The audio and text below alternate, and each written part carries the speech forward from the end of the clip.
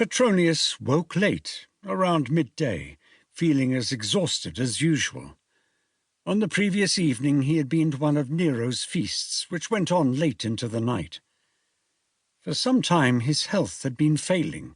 He woke feeling numb and unable to collect his thoughts.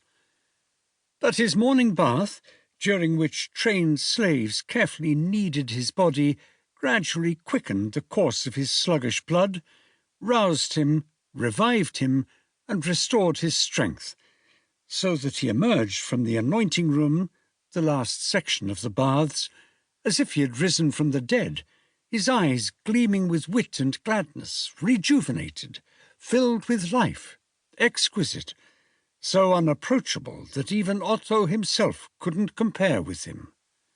And he really was that which he had been called, the undisputed judge of good taste, the arbiter elegantiarum. He rarely visited the public baths, only when some rhetorician was there who roused admiration and who was spoken of in the city, or when there were wrestlers of exceptional youth and beauty in the Ephebium.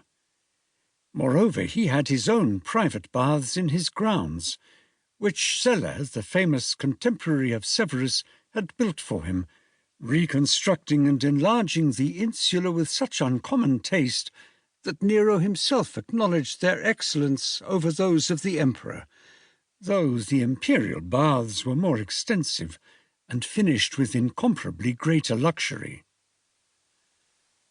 After that feast, at which he was almost bored to death by Vatinius's repartee, he took part in a debate with Nero, Lucan, and Seneca as to whether women had a soul.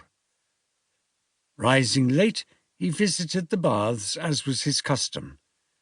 Two enormous bath attendants laid him on a cypress table covered with snow-white Egyptian linen, and with hands dipped in perfumed olive oil, began to rub his handsome body.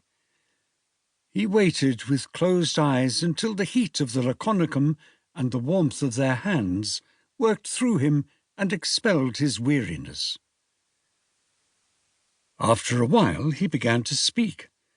He opened his eyes.